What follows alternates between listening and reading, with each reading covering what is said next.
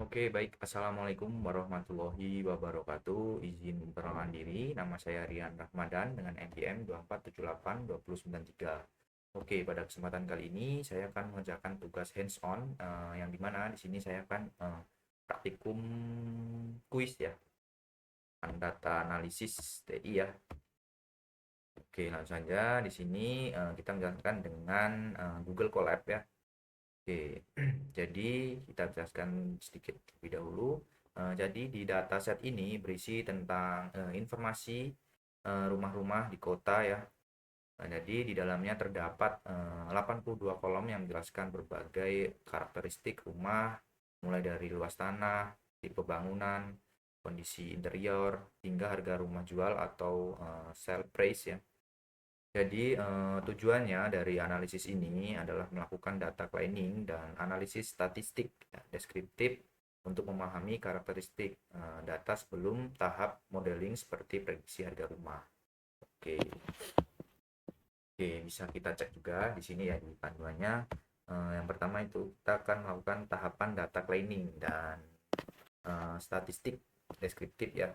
Oke, jadi kita nanti akan menjelaskan ini ya. Yang pertama itu pembukaan. Tahap selanjutnya kita akan mempersiapkan data ya. Tujuan kita menyiapkan lingkungan kerja dan memuat dataset. Dijelaskan. Kita menjelaskan software yang digunakan, library yang digunakan, cara baca dataset, menunjukkan ukuran data isi kolom. Oke. Karena pemeriksaan awal data tujuannya memahami struktur dan data tipe data yang dijelaskan. Output itu mana saja yang masuk ke golongan kualitatif dan kuantitatif. Kolom salah atau missing, tipe data angka yang disimpan sebagai string. Jelaskan pentingnya memastikan tipe data sebelum analisis. Yang keempat, kita akan melakukan nanti cek duplikasi dan inkonsistensi. Tujuannya ini untuk memastikan tidak ada data ganda atau kategori yang tidak konsisten yang dijelaskan. Hasil kategori yang tidak seragam. Kelima, kita akan mengecek missing value. Jadi tujuannya ini untuk mengidentifikasi data kosong dan menjelaskan strategi penanganan yang jelas. Oke, yang keenam ada outlier, cek outlier. Jadi tujuannya ini menemukan nilai-nilai data yang menyimpang jauh dari pola umum yang bisa disebabkan oleh kesalahan input, pengukur, atau karakteristik khusus. Oke, selanjutnya ada deskriptif kuantitatif ya, tujuannya untuk menggambarkan data numerik secara ringkas yang jelas.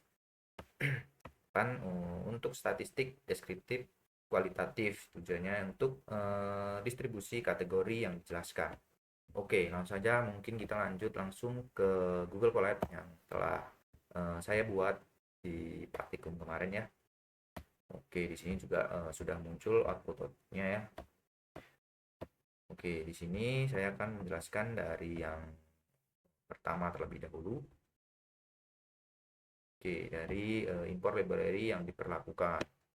Oke, jadi di kode Python ini kita memanggil library yang pertama itu pandas. Nah, pandas ini yang digunakan untuk mengelola data tabular dalam bentuk data frame seperti tabel Excel ya.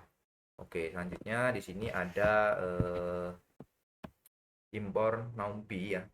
Jadi import NumPy ini adalah library yang membantu operasi matematika dan statistik di dalam Python. Oke, selanjutnya di sini ada library matplotlib atau pyplot ya, dan seaboard ya. Jadi dua library visualisasi ya, pertama itu matlot matplot tadi ya yang digunakan untuk membuat grafik dasar seperti line, bar atau histogram ya. Oke, jadi untuk library seaboard ini dibangun di atas matplot tadi ya untuk grafik yang lebih menarik dan mudah. Oke, untuk kodenya di sini untuk tampilan dari dev pd.read underscore CSV. Jadi ini berfungsi untuk membaca data dari file CSV dan menyimpan dalam variabel df. Oke, selanjutnya di sini ada print dataset berhasil dimuat. Ini untuk menampilkan teks konfirmasi bahwa file berhasil dibaca. Selanjutnya print ukuran data baris kolom. Jadi untuk ini untuk berarti dataset memiliki 2930 baris dan 82 kolom ya. Oke. Untuk dev head ini digunakan untuk menampilkan 5 baris ya. Bisa kita lihat di sini di outputnya menampilkan 5 baris 1 2 3 4 5. Pertama dari dataset untuk memastikan struktur kolom dan dataset sudah benar. Oke. Oke, kita jelaskan di output ini ya sedikit. Dari output di sini bisa kita lihat ya bahwa dataset berhasil dimuat. Ukurannya itu adalah 2930 baris dan 82 kolom. Artinya ada 2930 rumah yang tercatat dengan 82 atribut yang berbeda. Beberapa kolom awalnya seperti order, terus PID dan MS, subclass dan front text ya. Ini menunjukkan data sudah lengkap dan tersusun rapi. Oke, yang artinya sudah lengkap dan tersusun rapi ya. Oke, selanjutnya kita lanjut ke tahap yang kedua. Di sini kita disuruh menjelaskan yang kedua software yang digunakan, library yang digunakan, cara membaca dataset. Oke, menentukan ukuran. Oke, di sini jelaskan kodenya terlebih dahulu ya.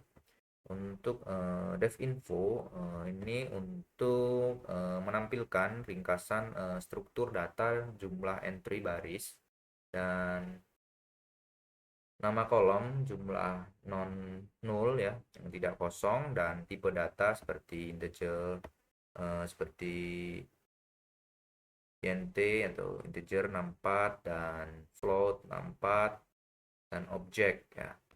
Oke, bisa dilihat di sini untuk outputnya ya. Oke, jadi dari hasil devinfo ini di kodenya ini devinfo kita bisa lihat di sini dataset memiliki 82 kolom dan ada 43 kolom bertipe ini ya objek. 43 kolom ini bertipe objek dan biasanya berisi teks seperti kategori dan ada 28 kolom bertipe integer ya dan 11 kolom bertipe float ya dengan angka desimal. Oke, misalnya di sini sel price bertipe dengan integer karena nilainya bilangan bulat atau dolar ya. Sedangkan vortex bertipe float karena bisa punya nilai desimal. Oke, dari bagian 00 count kita bisa mendeteksi kolom yang punya missing value. Contohnya load vortex hanya memiliki 2440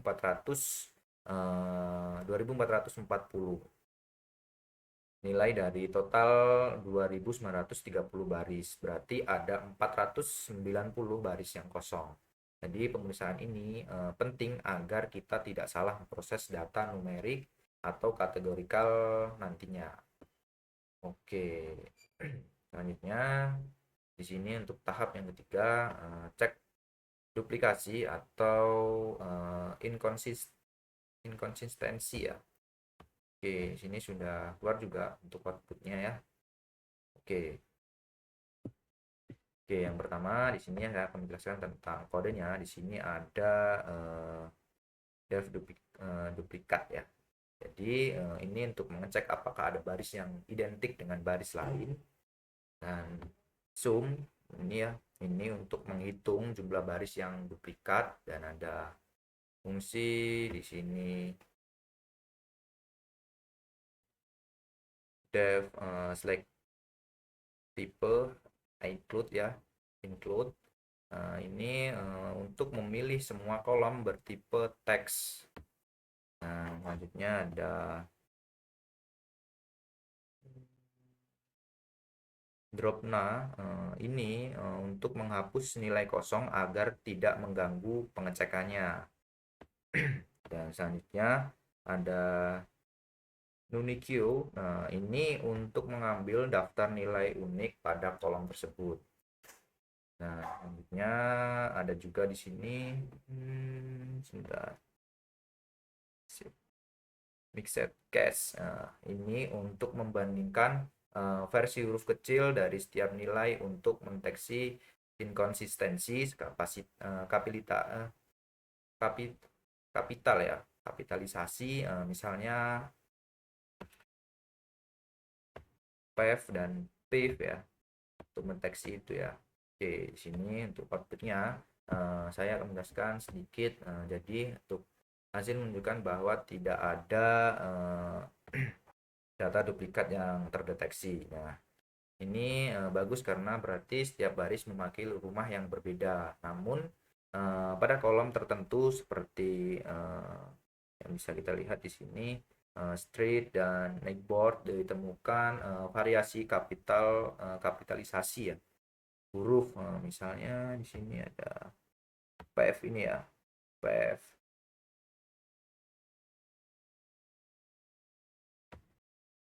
Oke,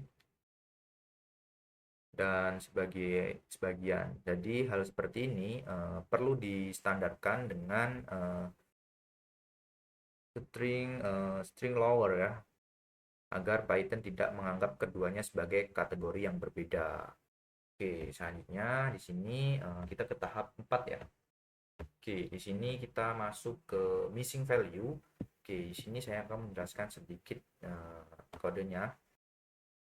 Jadi di missing value ini terdapat fungsi yaitu kode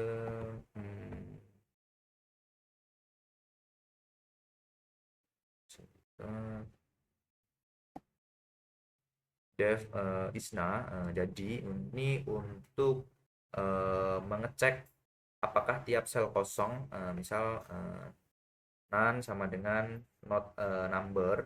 Nah, selanjutnya di sini juga ada sum. Ini untuk menjumlahkan atau jumlah none di setiap kolom ya. Oke, selanjutnya di sini juga ada sort value, cascading false ya. Ini untuk mengurutkan dari yang paling banyak yang kosong. Oke, jadi di sini contoh outputnya ya. Jadi hasil output kolom full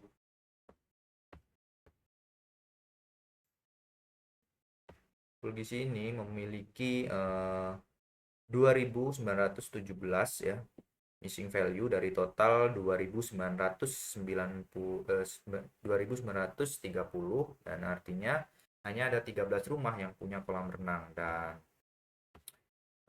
bisa kita lihat juga di sini untuk kolom miss fracture, ally dan fence eh, juga banyak yang kosong karena tidak semua rumah punya fitur tersebut. Jadi untuk kolom numerik seperti load vortex dan dia mempunyai 490 missing value masih bisa diimputasi. Oke, jadi strategi yang digunakan adalah yang pertama itu untuk numerik di sini diisi dengan median karena median tidak terpengaruh oleh outlier. Yang kedua, untuk kategorikal di sini diisi dengan modus, yaitu nilai yang paling sering muncul. Jadi dengan begitu kita tidak menghapus data tapi tetap menjaga keseimbangan distribusinya. Oke, selanjutnya di sini untuk tahap check outlier. Oke, menggunakan histogram. Oke, di sini saya akan menjelaskan sedikit ya tentang kodenya.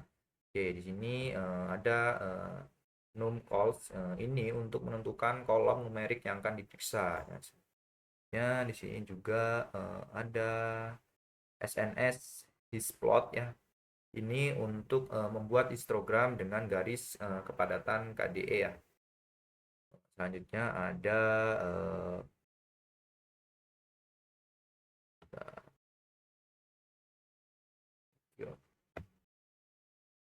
ada PLT figur fixed size ya.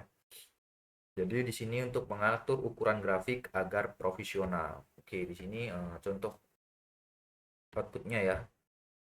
Ini. Jadi untuk histogram sell price terlihat sedikit miring ke kanan atau ray skyweight ya, yang artinya sebagian besar rumah memiliki harga menengah ke bawah dan hanya sedikit rumah yang harganya sangat tinggi.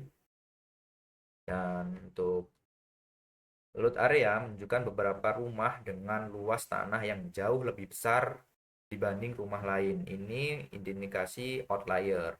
Dan di live area atau luas area yang bisa ditinggali juga memperlihatkan data ekstrim. Jadi outlier seperti ini bisa mempengaruhi perhitungan rata-rata. Jadi nanti kita bisa klip nilai ekstrim agar distribusinya lebih stabil.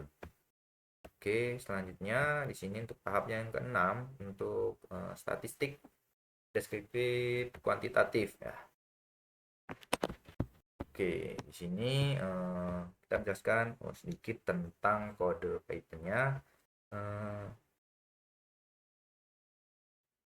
Eh, untuk DF descript ini untuk menghasilkan ringkasan statistik numerik seperti contohnya main, count dan min ya. Min, count ya. Oke. Di sini bisa kita lihat juga ya di sini untuk yang min di sini sell sell price di sini mencapai 180.796 dolar ya. Untuk di median dia mencapai 160 dolar ya. 160.000 dolar. Dan untuk deviasi mencapai 79.886 dolar. Oke. Jadi karena main lebih tinggi daripada median distribusinya, ada rumah mahal yang menaikkan rata-ratanya. Jadi nilai minimum 12.789 dolar dan maksimumnya adalah 755 dolar. 755.000 dolar yang menunjukkan rentang harga yang sangat lebar. Dan yang artinya di sini pasar rumah di Amerika sangat bervariasi mulai dari rumah sederhana hingga rumah yang mewah. Oke. Selanjutnya di sini penjelasan tentang statistik deskriptif kualitatif. Oke, di sini akan menjelaskan sedikit. Oke, di sini bisa kita lihat ya daftar kolom outputnya ya, daftar kolom dataset. Oke, untuk kolom Macboard ya, di sini kategori yang paling sering muncul adalah names ya. Names sebanyak 15% ya. Yang ini artinya sebagian besar rumah berada di kawasan names ya. Jadi untuk kolom street didominasi oleh pave sebanyak 99,59% menunjukkan bahwa hampir semua rumah berada di jalan beraspal, dan sementara house style menunjukkan variasi bentuk rumah, misalnya satu story dan dua story yang paling umum. Dari hasil ini kita tahu mayoritas rumah berada di area bagus dan akses jalan yang baik. Oke, 8 di sini visualisasi data. Oke, ini akan bahas kodenya sedikit. Untuk visualisasi data untuk library dan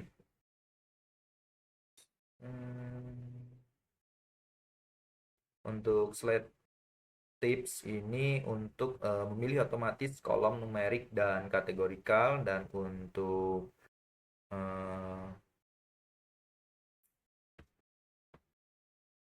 untuk SNS ini untuk visualisasi distribusi angkanya, dan untuk SNS count plot ini untuk visualisasi distribusi kategori. Oke, untuk penjelasan dari outputnya di sini, eh, histogram cell press kembali menunjukkan pola miring ke kanan ya. Bisa kita lihat di sini pola miring ke kanan, dan ini konsisten dengan hasil statistik bahwa median dan mean, sedangkan bar chart menunjukkan bahwa Neckboard didominasi names dan street didominasi dengan pave. Jadi hasil visualisasi memperkuat kesimpulan dan analisis deskriptif dengan grafik dan pola outlier jadi lebih mudah dan terlihat. Oke.